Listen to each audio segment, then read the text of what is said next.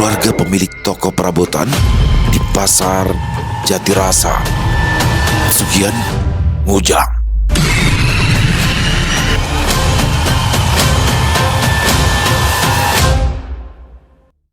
Assalamualaikum warahmatullahi wabarakatuh. Halo semuanya teman-teman, selamat malam, selamat datang kembali di channel kesayangan kita, channel Ilo Bercerita, dan masih bersama saya Ilo.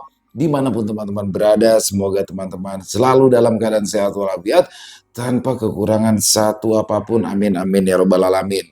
Dan pada kesempatan yang baik ini saya akan membawakan satu kisah dari Alma.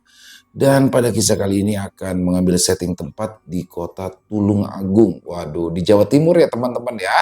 Ada nggak nih teman-teman yang dari Tulung Agung? Dan kalau kita bicara tentang kota Tulung Agung tuh terkenal sebagai kota marmer. Waduh, karena salah satu kota yang memproduksi marmer terbesar di Indonesia. Dan juga keindahan pantainya. Banyak sekali pantai-pantai indah di kota Tulung Agung. Tapi di balik itu semua, kota Tulung Agung juga terkenal akan pesugihan ngujang. Waduh, pesugihan yang berasal dari Tulung Agung.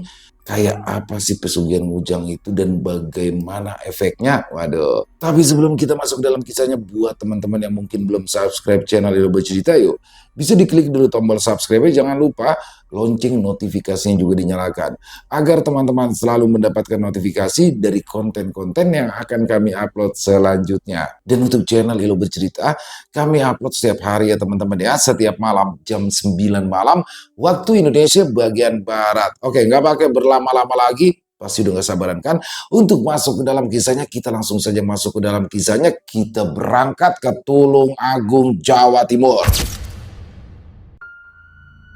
Suasana pasar Jatirasa pagi itu terlihat begitu ramai, bahkan lebih ramai dari biasanya. Para pedagang sudah siap menawarkan barang dagangannya kepada para pembeli. Aroma amis, sayuran busuk dan rempah-rempah bercampur menjadi satu. Jalanan becek menjadi ciri khas pasar Jatirasa. Riuh suara manusia terdengar memecah keheningan pagi itu. Di pinggir jalanan pasar, sebuah toko perabotan terlihat sudah ramai dikunjungi oleh para pembeli. Bu Maimunah adalah nama pemilik toko. Usianya sekitar 46 tahunan. Toko perabotan itu ia bangun 10 tahun yang lalu bersama suaminya, Pak Junaidi. Suami istri itu terkenal begitu dermawan. Mereka sering menolong orang-orang kesusahan, bahkan seringkali mereka terlihat memberi makan anak yatim.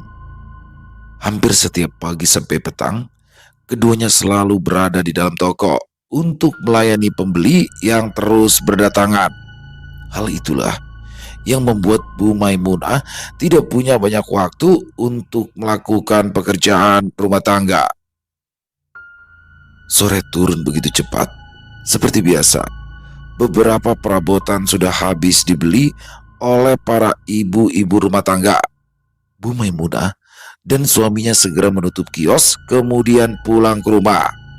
Sesampainya di rumah, keduanya langsung melepas lelah di atas sofa. Setelah beberapa saat beristirahat di ruang tamu, Bu Maimunah langsung mengeluarkan dompet yang berisikan uang hasil penjualan hari ini. Tangannya dengan cepat menghitung setiap lembar uang yang ia dapatkan. Dapat berapa, Bu? Tanya Pak Junaidi. Tubuhnya bersandar di sofa empuk, keringat membasahi keningnya. 5 juta bersih, jawab Bu Maimunah sambil menoleh sekilas ke arah Pak Junaidi. Kalau kayak gini terus, kita bisa buka cabang baru loh, Pak. Toko perabotan milik Bu Maimunah yang ada di pasar Jatirasa bukanlah satu-satunya toko yang ia punya. Mereka memiliki 3 cabang di pasar yang berbeda, dan semuanya selalu mendapatkan untung yang melimpah. Demi memuaskan keinginan para pelanggannya, Bu Maimunah memang memilih barang-barang berkualitas terbaik untuk tokonya.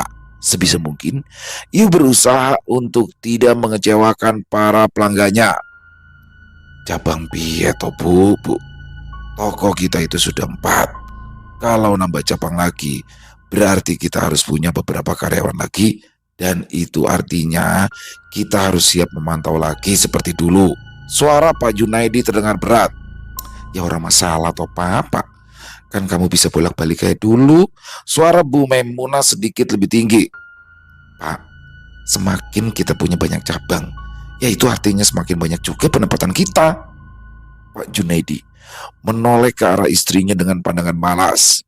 Dia langsung berdiri dari tempatnya duduk, kakinya segera berjalan ke arah kamar. Sementara itu, Bu Maimunah masih sibuk menghitung pundi-pundi uang yang didapatkannya dari berjualan hari ini. Waktu berlalu begitu cepat. Malam pun datang. Di bawah sinar bulan, rumah mewah Bu Maimunah berdiri kokoh. Halamannya luas dengan 2 mobil terparkir di samping rumah, 2 motor matic terparkir di sisi mobil. Gerbang besi dengan desain minimalis berdiri kokoh seolah menatang malam. Keesokan paginya, di dalam rumah, Bu Maimunah yang baru saja terbangun dari tidurnya segera membuka jendela kamar. Udara dingin pagi langsung menyergap wajahnya perlahan. Matahari masuk ke dalam kamar, menabrak wajah Pak Junaidi hingga membuat matanya langsung mengerjap. Jam piro, Bu? Tanya Pak Junaidi, tangannya menarik selimut hingga ke seluruh tubuhnya. Aku masih ngantuk banget. Tidur 30 menit lagi yo. Bu Maimunah melipat tangan di dada, matanya memperhatikan suaminya yang masih merebahkan diri di atas ranjang. Dengan kasar, tangan Bu Maimunah langsung membuka selimut yang membungkus tubuh Pak Junaidi yang langsung membuat tubuh kurus itu menggigil kedinginan. Ojo malas Pak, hardik Bu Maimunah sambil melemparkan selimut ke lantai. Aku itu gak mau rugi hanya karena kemalasanmu. Tubuh Pak Junaidi bergetar karena dingin beberapa saat. Dengan segera ia bangun dan duduk di tepi ranjang. Tangan keriputnya mengusap mata yang masih terasa begitu berat karena kantuk. Tanpa menjawab, Pak Junaidi segera berdiri dan langsung berjalan keluar kamar dengan langkah sedikit sempoyongan.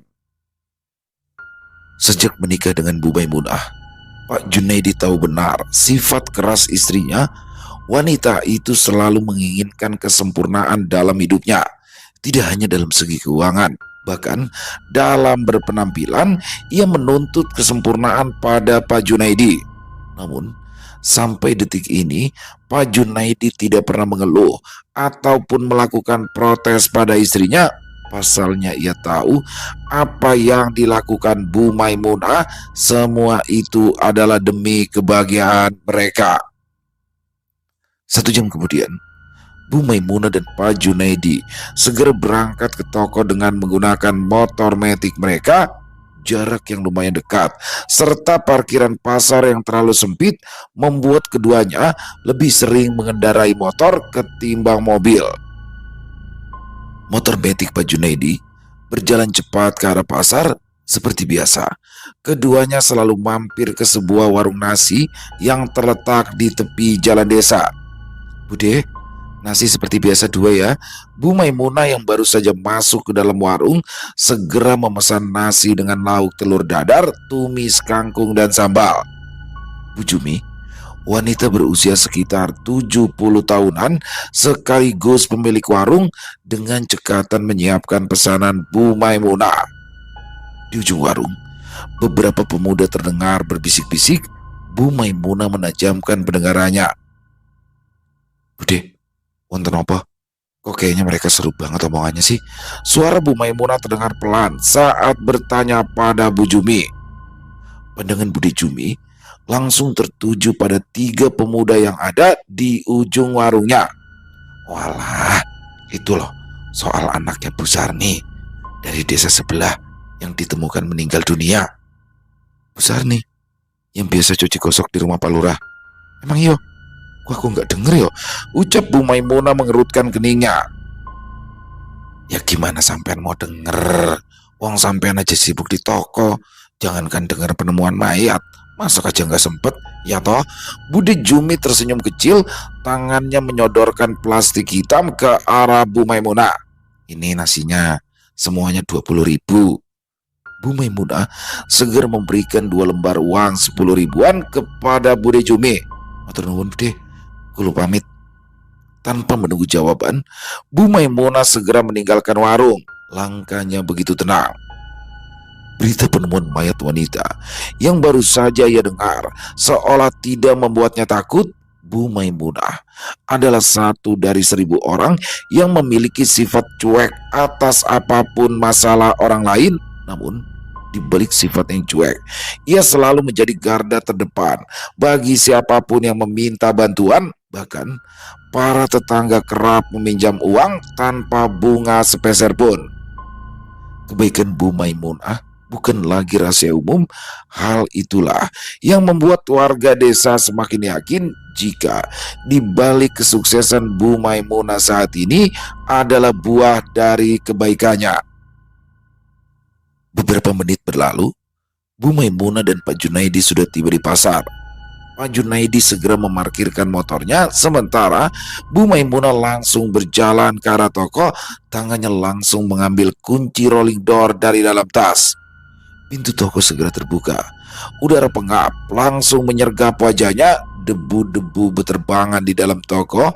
Dalam waktu sekejap, udara lama berganti dengan udara baru. Pak Junaidi yang sudah masuk di dalam toko segera membantu istrinya merapikan barang dagangan. Kali ini terlihat beberapa barang dengan model terbaru berjajar di meja depan. Satu persatu karyawan sudah mulai berdatangan. Ya, Bu Maimunah memang memiliki banyak karyawan dan beberapa cabang toko perabotan di 3 pasar. Namun, ia tidak pernah memberikan kunci toko pada karyawannya. Setiap pagi, Pak Junaidi selalu berkeliling pasar untuk membuka toko-tokonya. Tidak hanya itu, pria yang sudah memiliki banyak uban di rambutnya itu sampai rela membagi jam kerjanya demi bisa mengawasi ketiga toko mereka. Beberapa bulan yang lalu, Pak Junaidi pernah meminta pada Bu Maimunah untuk menunjuk salah satu karyawannya yang bisa menjadi orang kepercayaan yang bertugas mengatur keuangan. Namun, hal itu justru ditolak dengan alasan banyak orang yang selama ini baik pada akhirnya berkhianat saat mendapatkan kepercayaan lebih. Udah sana, kamu cepat berangkat ke pasar yang lain. Jangan sampai karyawan nungguin kamu di depan toko kayak gembel. Suara Bu Maimunah pecah membuat Pak Junaidi tersentak. Iya, sebentar. Ini masih bantuin ngangkat meja, jawab Pak Junaidi sambil mengangkat meja dengan dibantu oleh 2 karyawan pria. Ora usah, mereka bisa ngerjain sendiri. Tugasmu itu hanya nganterin aku di sini, lalu berangkat ke toko yang lain. Bu Maimunah berdiri dari tempat duduknya, tangannya terlibat di dada. Suasana di dalam toko seketika berubah hening. Beberapa karyawan melirik sekilas ke arah Bu Maimunah. Sebenarnya, hal itu adalah kejadian yang biasa yang mereka lihat setiap hari. Bu Maimunah selalu lebih menonjol dibandingkan Pak Junaidi. Keheningan seketika mencair saat beberapa pembeli mulai berdatangan. Hiruk-pikuk suara ibu-ibu mulai terdengar di dalam toko. Mereka berjalan ke arah rak-rak yang berjajar rapi di dalam toko. Wah, hari ini ada banyak barang model baru, nggih, Bu? Suara salah satu pembeli terdengar dari salah satu lorong. Bu Maimunah langsung berjalan mendekat, senyumnya mengembang, tangannya meraih sebuah teko plastik dengan model terbaru dan memberikan kepada pelanggannya. Ini teko keluaran terbaru, gak gampang pecah saat jatuh ataupun meleleh saat terkena air panas. Kalau panggangan ayam ono ora, Bu? Kebetulan saya jualan ayam bakar depan rumah, makanya mau cari bakaran. Salah satu wanita mendekat. Wonten, semua yang ibu-ibu mau ada di toko saya. Bu Maimunah tersenyum ramah. Pandangannya tertuju pada salah satu karyawan yang berdiri tak jauh dari tempatnya. Nit, tolong ambilin bakaran ayam yang ada di rak pojok. Kasih ke ibu ini. Ya, harga perabotan di toko Bu Maimunah memang relatif lebih murah daripada tempat yang lain. Selain itu, ia juga selalu memastikan kenyamanan dan keramahan pada setiap pelanggannya. Hal itulah yang membuat toko perabotan Bu Maimunah selalu ramai didatangi para pembeli. Di siang harinya, suasana pasar sudah mulai sepi. Beberapa stand dan kios kecil sudah terlihat tutup, tapi tidak dengan toko perabotan Bu Maimunah. Toko itu masih terlihat ramai. Beberapa pembeli masih berdesakan di dalam toko, membuat udara dalam semakin panas. Jam kini sudah menunjukkan pukul 5 sore. Beberapa karyawan sudah terlihat sibuk membersihkan sekitar area toko, sementara yang lain terlihat masih melayani beberapa pembeli yang masih berdatangan. Bu Maimunah yang duduk di meja kasir terlihat merapikan beberapa buku catatan yang ada di hadapannya. Tidak berapa lama, Pak Junaidi muncul di ambang pintu. Pak, hari ini anterin aku ke rumah Bu Sarni yuk, ucap Bu Maimunah sambil memasukkan dompet ke dalam tas jinjingnya. Pak Junaidi sedikit tersentak, matanya seketika melebar. Bu Sarni? Iya, Bu Sarni itu loh yang tinggal di desa sebelah. Itu loh yang seminggu lalu hutang uang ke kita. Ingat kan? Iya, aku ingat. Memangnya mau apa kamu ke sana? Mau nagih hutang? Tanya Pak Junaidi dengan suara gugup. Wes, gak usah banyak tanya. Yang penting kamu anterin aja aku ke sana. Beberapa saat kemudian, setelah memastikan pintu toko terkunci rapat, Bu Maimunah dan Pak Junaidi segera meninggalkan pasar. Motor metik mereka meraung di bawah langit senja berwarna jingga. Setelah menempuh perjalanan hampir 30 menit, motor Pak Junaidi akhirnya berhenti di sebuah rumah kecil dengan dinding bambu. Bu Maimunah segera turun dari atas motor, kakinya langsung melangkah ke halaman rumah. Perlahan, ia mulai mengetuk pintu kayu yang terlihat sudah lapuk. Sementara itu, Pak Junaidi masih duduk di atas motor, pandangannya menatap sang istri dari kejauhan. Beberapa saat kemudian, engsel pintu berderit panjang saat dibuka. Seorang wanita berusia sekitar 40 tahunan muncul dari balik pintu. Wajahnya langsung menunduk saat mengetahui jika tamu yang ada di depan rumahnya adalah Bu Maimunah. Bu Maimunah, ucapnya dengan wajah menunduk, tangannya meremas ujung jilbabnya. Mari, silakan masuk, Bu. Bu Maimunah tidak menjawab. Ia langsung masuk ke dalam rumah Bu Sarni. Rumah itu tidaklah mewah, bahkan jauh dari kata sederhana. Rumah yang masih berlantaikan tanah itu hanya memiliki satu kamar. Tidak ada barang mewah di dalamnya, hanya kipas angin kecil di atas meja kayu dan radio lama sebagai hiburan. Di tengah ruang tamu, sebuah kursi kayu tertata rapi dengan meja bundar kecil di tengahnya. Maafkan saya, Bu. Saya belum bisa bayar hutang. Suara Bu Sarni pecah saat mereka sudah duduk di kursi. Hah? Belum bisa bayar? Gimana sih? Kan janjinya mau dibayar minggu ini. Kok sekarang malah bilang gak bisa? Seru Bu Maimunah, matanya menatap tajam ke arah Bu Sarni. Bu Sarni masih menunduk, tubuhnya bergetar karena rasa takut yang mulai menjalar. Saya tahu, Bu, tapi... Bu, saya itu udah baik loh.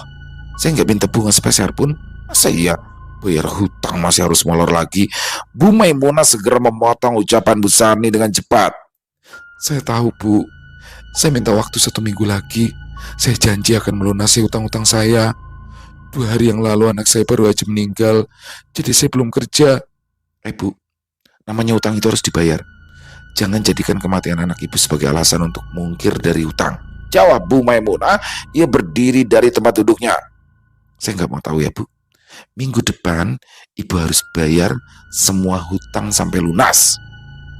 Tanpa menunggu jawaban, Bu Maimunah segera keluar dari rumah Bu Sarni tanpa memikirkan perasaan wanita itu.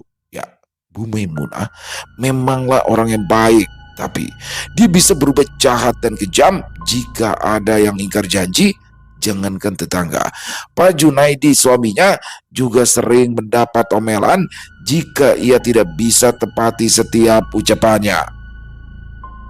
Suara azan maghrib berkumandang di seluruh desa saat Bu Maimunah baru saja tiba di rumah. Hari ini, tubuhnya terasa begitu lelah. Ia segera menjatuhkan tubuhnya di sofa empuk, matanya terpejam beberapa saat, lalu menatap kosong ke arah langit-langit rumah. Bu, kamu tadi nagih utang ya? Tanya Pak Junaidi yang sudah duduk di samping sang istri. Yo, jawab singkat, matanya masih menatap kosong ke langit-langit. Yang namanya utang ya harus ditagih. Kalau enggak nanti kasihan dia kalau mati. Ya tapi kan bisa nunggu sampai dia selesai berkabung. Apa kamu nggak tahu kalau anaknya baru aja meninggal? Bu Maimunah menoleh ke arah Pak Junaidi. Loh, kok kamu tahu kalau anak Bu Sarni baru aja meninggal? Wajah Pak Junaidi langsung berubah pucat. Matanya terlihat gugup. Bu Maimunah memandang suaminya dengan tatapan menelisik, seolah mencari penjelasan dalam setiap ucapannya. Wah, aku dikasih tahu bapak-bapak saat ngumpul di pos ronda kemarin. Mereka bilang kalau anak Bu Sarni itu meninggal gak wajar. Kata-kata itu meluncur begitu saja dari mulut Pak Junaidi. Gak wajar? Gak wajar piye toh Pak?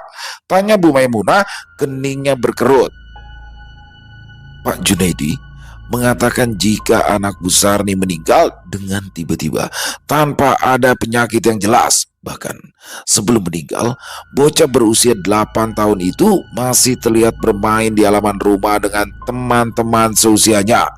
Malam hari, gadis kecil itu juga masih sempat berbincang dan bercanda dengan ibunya. Beberapa orang menduga jika anak Bu Sarni meninggal dunia karena guna-guna yang dikirim oleh seseorang yang mungkin membenci Bu Sarni. Bu Maimunah terkekeh kala mendengar cerita dari suaminya. Dasar uang kampung, zaman sudah modern, masih aja percaya sama tahayul. Hus, Bu, ojo ngomong sembarangan. Kamu kan tahu sendiri, di desa kita ini masih ada dukun ilmu hitam. Jadi yo pasti hal seperti itu masih umum. Lah Pak, itu cuma guyonan wong desa. Sekarang itu tahun 2025. Presiden kita aja udah ganti. Masa iyo masih percaya sama dukun? Hidup itu realistis saja Pak. Kerja cari uang, gak usah mikir yang gak penting. Belum sempat Pak Junaidi menjawab, Bu Maimunah sudah berjalan meninggalkan ruang tamu. Ya, desa Sukasari bukanlah desa terpencil seperti desa pada umumnya. Desa itu terletak di pinggiran Tulung Agung, Jawa Timur. Sebagian besar penduduknya bekerja di bidang pertanian, namun seiring berkembangnya teknologi serta zaman, beberapa masyarakatnya juga ada yang bekerja sebagai pedagang, baik eceran ataupun agen besar. Walaupun demikian, cerita tentang pesugihan dan santet masih begitu dipercaya oleh masyarakat sekitar. 1 tahun kemudian, Bu Maimunah menjalani hari-harinya seperti biasa. Usahanya semakin berkembang pesat, bahkan ia kini sudah memiliki hampir 6 cabang toko di tempat yang berbeda. Begitu, Bu Maimunah bangun dengan kondisi wajah pucat, garis hitam terlihat di kedua mata. Tubuhnya terasa lemas. Sesekali tangannya memijat-mijat pelipis kepala dengan pelan. Kamu kenapa Bu? Tanya Pak Junaidi yang baru saja keluar dari dapur, tangannya membawa secangkir kopi panas. Gak tahu ini Pak, badanku rasanya sakit semua, kayak dipukulin orang satu desa. Bu Maimunah masih memijat tubuhnya yang terasa begitu sakit. Bu, apa tidak sebaiknya kamu istirahat dulu di rumah? Ya paling gak sehari 2 hari, sampai tubuhmu jauh lebih baik. Gak lah, gak mau. Yang ada aku malah rugi dong kalau tutup. Suara Bu Maimunah meninggi, matanya menatap tajam ke arah Pak Junaidi. Ya toko itu nggak tutup Bu, kan ada karyawan yang jaga. Kamu juga libur itu cuma sehari. Bu Maimunah langsung berdiri dari tempat duduknya. Kalau kamu mau istirahat di rumah istirahat, aku tetap pergi ke toko. Tanpa menunggu jawaban, Bu Maimunah segera berjalan ke kamar mandi. Sementara Pak Junaidi yang masih duduk di sofa hanya bisa memandangi kepergian istrinya dengan tatapan yang sulit diartikan. 1 jam kemudian, Bu Maimunah sudah tiba di toko. Dengan cekatan ia langsung membuka pintu toko. Namun kali ini ada yang berbeda dari suasana toko Bu Maimunah. Toko yang biasanya penuh sesak kini terlihat lengang, hanya ada beberapa pembeli yang mampir. Padahal suasana pasar terlihat begitu ramai oleh para pembeli. Bu Maimunah yang duduk di meja kasir memperhatikan depan toko dengan tatapan kosong.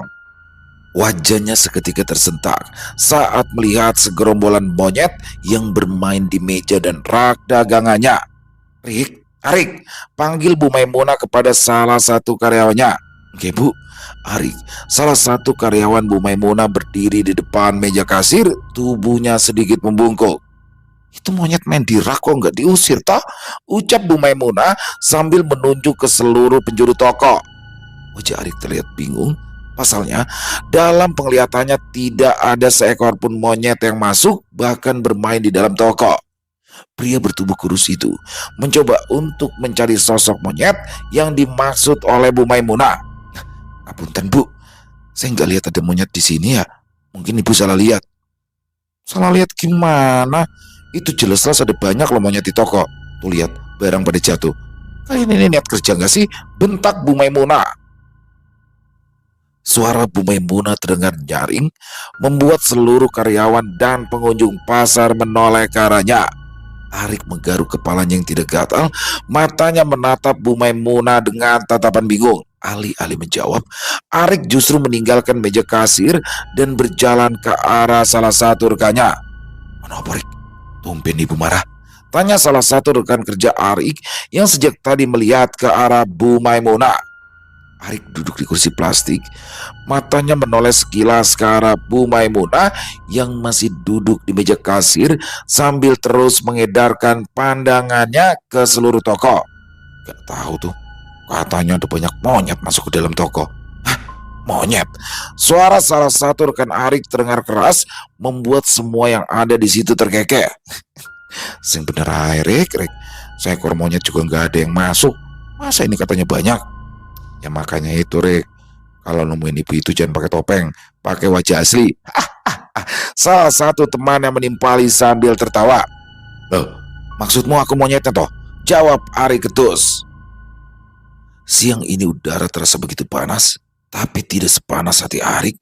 Pria bertubuh kurus itu harus menerima omelan atas apa yang tidak terjadi. Ada rasa sakit hati dan juga dendam dalam diri Arik. Namun demi bisa menghidupi anak dan istrinya, ia berusaha untuk tetap tenang dan sabar. Sejak saat itu, kondisi kesehatan Bu Maimunah semakin memburuk. Beberapa kali ia selalu terbangun sambil berteriak ketakutan. 1 bulan berlalu. Pagi itu, Bu Maimunah mengatakan pada Pak Junaidi jika hampir seminggu ini dirinya selalu bermimpi diseret oleh segerombolan monyet. Tidak hanya itu, Bu Maimunah juga beberapa kali melihat sosok penampakan monyet di sekitaran rumah dan tokonya. Bahkan beberapa cabang tokonya juga mengalami kebangkrutan. Kini hanya sisa 1 toko yang masih berjalan, itu pun sudah tidak seramai dulu. Jangankan untuk belanja barang dagangan, untuk membayar gaji karyawan pun masih kurang. Pak Junaidi dan Bu Maimunah yang tidak memiliki pilihan lain akhirnya menutup toko yang selama ini menjadi sumber mata pencariannya. Mereka juga menjual barang-barang yang masih tersisa secara obral dengan tujuan untuk membayar gaji dan pesangon para karyawannya.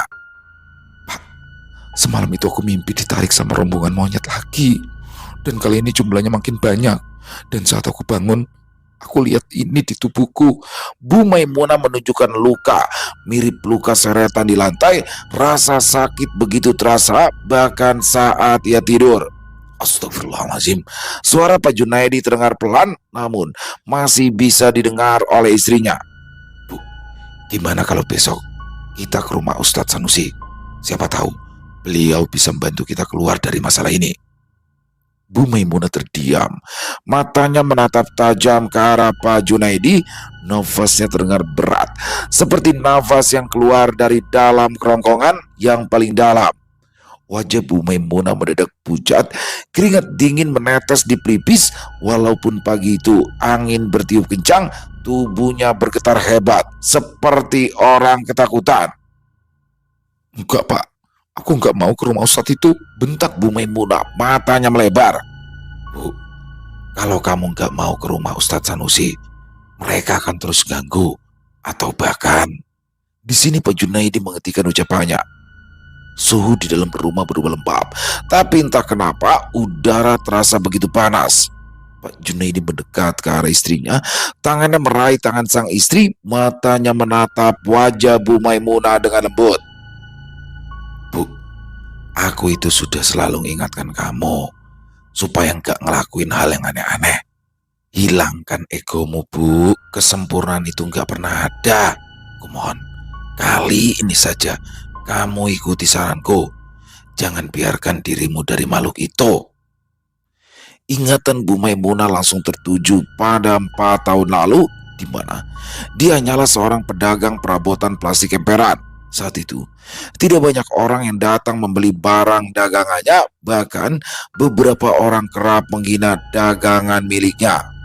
Mereka menganggap penjual emperan hanyalah pedagang kecil dengan kualitas rendah, padahal saat itu Bu Maimunah memberikan harga begitu murah untuk setiap barang dagangannya. 1 bulan berlalu, usaha yang dijalankan Bu Maimunah dan Pak Junaidi tidak membuahkan hasil. Bukannya sukses, usaha mereka justru berada di ambang kebangkrutan.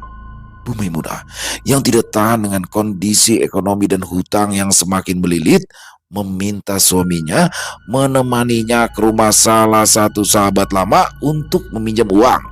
Namun, bukannya memberikan solusi, sahabat Bu Maimunah justru membawanya pada jalan yang sesat. Wanita itu memberitahukan jalan pintas untuk mendapatkan uang dengan jumlah besar, yaitu dengan melakukan pesugihan ngujang. Pesugihan ngujang adalah sebuah pesugihan di mana seorang manusia mengalap berkah dengan cara memuja monyet gaib. Pesugihan ini cukup terkenal di kalangan masyarakat Tulungagung. Bu Maimunah yang merasa tidak memiliki jalan keluar langsung tertarik, namun tidak dengan Pak Junaidi. Pria itu justru menentang. "Lah, jangan munafik, Pak. Kita ini butuh uang.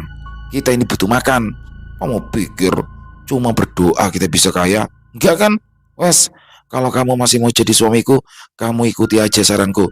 Kalau enggak, lebih baik kita cerai." Kata-kata itulah yang akhirnya menggoyahkan hati Pak Junaidi. Rasa cinta yang besar kepada sang istri membuat Pak Junaidi tidak ikhlas jika harus berpisah.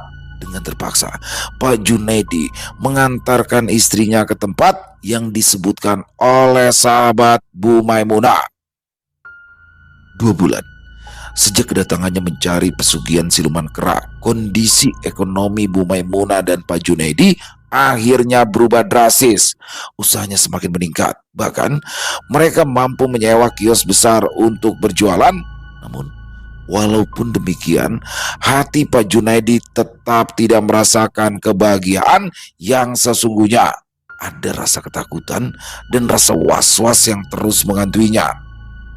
"Bu, aku mohon, Bu, kali ini aja kamu mau nurut." Suara Pak Junaidi tiba-tiba terdengar membuyarkan lamunan Bu Maimunah. Bu Maimunah mengangguk. Hatinya kini mulai luluh. Wanita itu seolah menyadari apa yang ia lakukan adalah sebuah dosa besar. Ambisi dan egonya atas sebuah kesempurnaan bukannya membawa bahagia, namun justru menjadi bumerang yang menghancurkan. Malam itu juga, mereka segera menemui Ustadz Sanusi di rumahnya dengan mengendarai mobil. Mobil melaju pelan di jalanan desa yang semakin sunyi. Sesekali sorot lampu mobil menangkap bayangan hitam menyerupai monyet raksasa. Bu Maimunah memperhatikan sekelilingnya, tubuhnya bergetar ketakutan. Beberapa saat kemudian, mereka akhirnya tiba di sebuah rumah sederhana. Bu Maimunah dan Pak Junaidi segera turun dari mobil. Dengan langkah pasti, Pak Junaidi langsung berjalan ke arah rumah itu. Namun, tidak dengan sang istri. Wanita itu justru berdiri mematung di samping mobil. "Bu, ayo, jangan sampai mereka datang ke sini dan menarikmu pergi." Suara Pak Junaidi terdengar, tangannya melambai ke arah sang istri. Dengan langkah ragu, Bu Maimunah segera berjalan ke arah sang suami. Pintu diketuk pelan. Setelah menunggu beberapa menit, pintu rumah terbuka. Seorang wanita berusia sekitar 48 tahun keluar dari balik pintu. "Assalamualaikum, Bu." Pak Junaidi mengucapkan salam dengan ramah. "Waalaikumsalam," jawab wanita itu. Matanya menatap Pak Junaidi dan Bu Maimunah dengan tatapan heran. "Bapak sama Ibu mau cari siapa?" "Maaf, kalau kedatangan kami mengganggu. Kami ingin bertemu sama Pak Ustadz." "Oh, suami saya. Kalau begitu monggo masuk. Saya panggilkan dulu ke dalam ya." Wanita itu mempersilahkan Bu Maimunah dan Pak Junaidi masuk ke dalam rumahnya. Tidak berapa lama, Ustadz Sanusi keluar dari dalam rumah. Ia menggunakan jubah berwarna putih tulang dengan sorban melingkar di lehernya. Tangannya memegang tasbih yang terus berputar. "Assalamualaikum," sapa Ustadz Sanusi saat ia sudah berdiri di hadapan Bu Maimunah dan Pak Junaidi. Sepasang suami istri itu segera berdiri dari tempat duduknya, tangannya menjabat tangan Ustadz Sanusi. Senyum hangat tersungging di wajah keduanya. Ustadz Sanusi segera mempersilahkan keduanya duduk di kursi. "Ada apa ini? Tumben Pak Junaidi dan Bu Maimunah sowan ke rumah saya?" tanya Ustadz Sanusi dengan suara tenang. Bu Maimunah dan Pak Junaidi saling pandang beberapa saat. Perlahan wajah Bu Maimunah menunduk. Dengan suara pelan dan sedikit bergetar, ia pun mulai menceritakan pengalaman hidup yang selama ini ia alami, termasuk melakukan ritual pesugihan ngujang. Astagfirullahaladzim. "Lalu sekarang apa yang bisa saya bantu?" tanya Ustadz Sanusi ramah. "Saya ingin bebas, Pak Ustadz. Saya ingin hidup dengan tenang," jawab Bu Maimunah. Air mata menggenang di kedua matanya. Ustadz Sanusi diam beberapa saat. Tasbih di tangannya terus berputar. "Besok setelah sholat maghrib, Bapak dan Ibu datang kembali ke sini. Kita akan melakukan ruqyah untuk pemutusan perjanjian." Suasana seketika hening. Sesekali suara jangkrik dan katak terdengar bersahutan di luar rumah. Udara dingin masuk melalui pintu rumah yang masih terbuka, memeluk tubuh mereka bertiga. "Saya tidak bisa melakukan ruqyah hari ini karena saya harus datang ke pengajian di rumah kepala desa," lanjut Ustadz Sanusi. Beberapa saat kemudian, Pak Junaidi dan juga Bu Maimunah pun berpamitan pulang. Sepanjang perjalanan, perasaan Bu Maimunah semakin tidak enak. Bayang-bayang penampakan sosok besar menyerupai seekor monyet raksasa masih terus terlintas di depan matanya. Tiba-tiba saja Bu Maimunah tubuhnya tersentak saat melihat seekor monyet besar berdiri tepat di hadapan mobilnya. Dengan gerakan refleks, wanita itu langsung membanting setir yang sedang dikemudikan sang suami hingga menyebabkan mobil menabrak ke sebuah pohon beringin tua yang ada di sisi kiri jalan. Suara klakson mobil terdengar panjang. Saat tubuh Pak Junaidi terjatuh di atasnya, asap putih mengepul keluar dari kap mobil yang sudah hancur. Darah segar mengalir dari kening Pak Junaidi dan sang istri.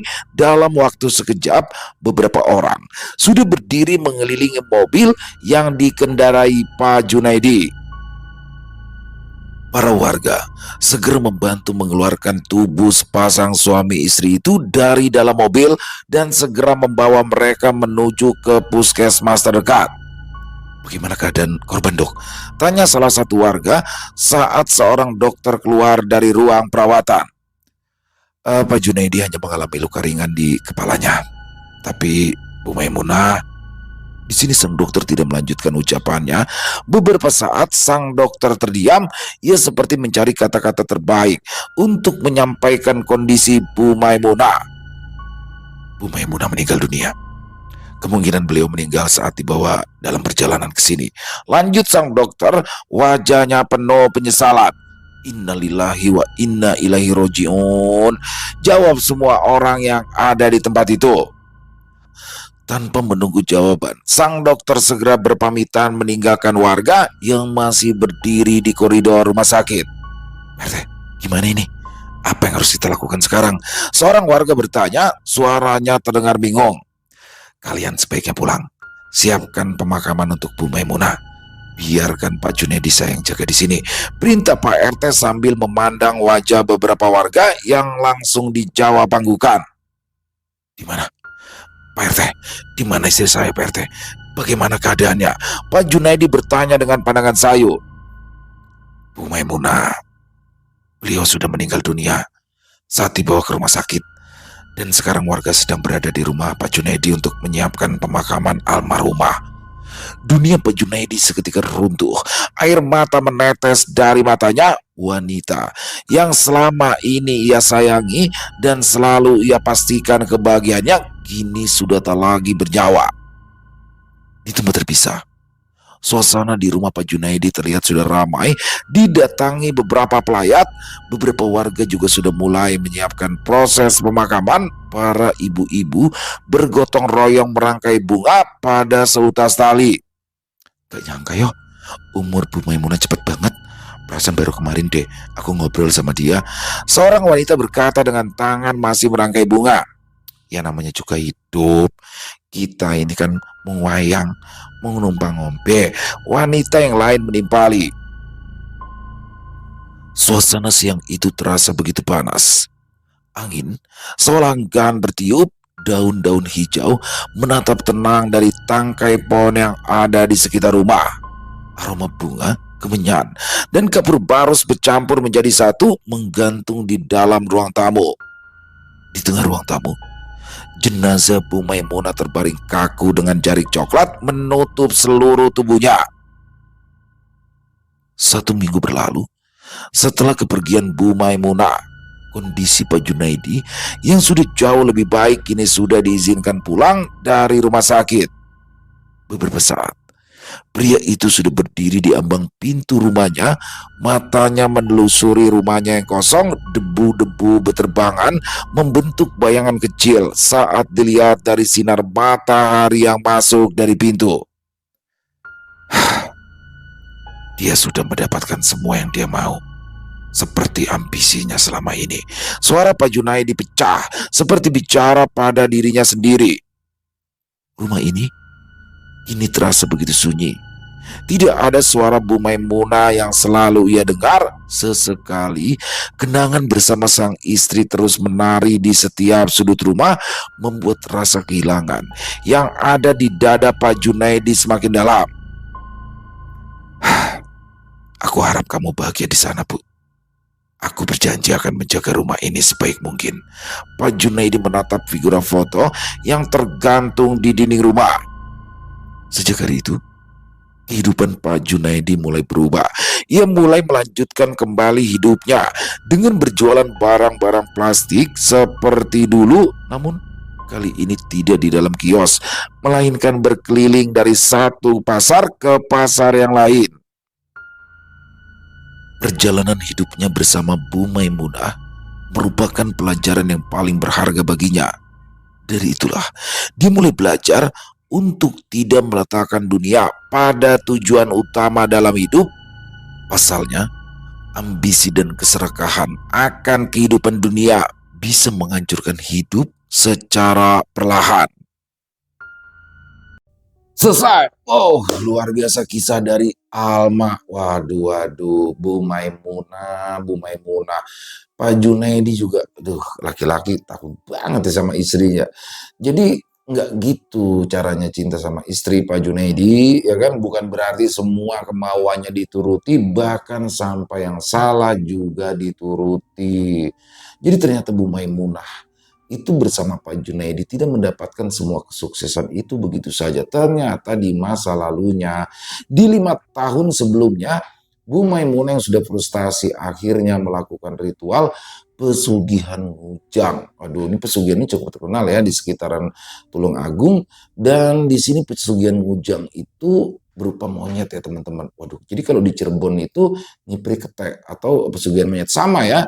Jadi ini monyet di sini nih yang disembah oleh mereka sebagai junjungannya untuk menghadirkan kekayaan. Bu Maimunah orangnya perfeksionis nih, dia orangnya maunya sempurna banget ya. Suaminya aja lah mau istirahat nggak boleh, pokoknya harus kaya, ayo bangun ya kan, ayo kerja. Sebenarnya bagus di situnya, tapi nggak bisa juga dong membabi buta begitu ya kan. Dan pada akhirnya Bu Maimunah mendapatkan apa yang sudah ia lakukan, efek dari pesugihan Ngujang itu, entah apa karena dia lupa memberikan sesuatu atau memang sudah waktunya 5 tahun ya, aduh 5 tahun masih harus capek kerja. Kaya sih kaya, tapi kan harus capek kerja. Dan lucunya gini loh, dia punya mobil 2, tapi tiap hari naik motor. Kan sama aja, dia nggak bisa nikmatin tuh kekayaannya. Dia punya rumah gede, tapi tiap hari adanya di pasar yang kecil, yang sumpek.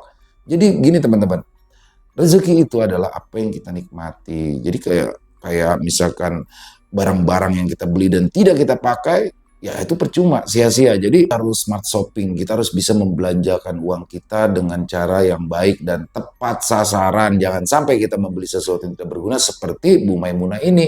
2 mobil loh, nggak main-main. Didiemin aja di garasi. Tiap hari naik motor metik aja, makannya masih di warteg aja. Waduh. Dan pada akhirnya juga Ustadz Sanusi kan nggak bisa bantu. Jadi kayak mungkin ini dihalang-halangi ya. Malam itu Ustadz Sanusi tidak bisa bantu dan berjanji kayak keesokan malam. Tapi keburu dijemput tuh sama monyet-monyet piaraannya. Luar biasa kisahnya. Terima kasih Alma. Mari kita ambil hikmah yang baik ya dalam kisah barusan dan buang yang buruk-buruknya saja. Jadi silakan. Ayo kita cari uang sebanyak-banyaknya, kita kerja sekeras-kerasnya seolah kita akan hidup 1000 tahun lagi, tapi beribadahlah seolah-olah kita akan meninggal besok. Waduh, saya ceramah malah ya, enggak, lebih kepada untuk diri saya sendiri ya teman-teman ya. Terima kasih, semoga kisahnya menghibur dan silakan buat yang punya komentar lain bisa menuliskannya di dalam kolom komentar. Buat yang suka dengan videonya bisa diklik tombol like, tombol jempolnya, boleh juga dibantu ya di-share link videonya ini ke teman-teman yang lain agar juga ikut merasa terhibur. Jangan lupa tombol hype-nya juga diklik ya. Dan di akhir kata saya Ilo mengucapkan permohonan maaf apabila mungkin dalam pembawaan kisahnya barusan ada kata-kata saya yang salah ataupun ada kata-kata saya mungkin yang kurang berkenan. Saya mohon dibukakan pintu maaf yang seluas-luasnya. Sampai berjumpa lagi di konten-konten kami selanjutnya yang pasti tidak kalah serunya, pasti tidak kalah horornya. Masih bersama saya Ilo di channel Ilo Bercerita.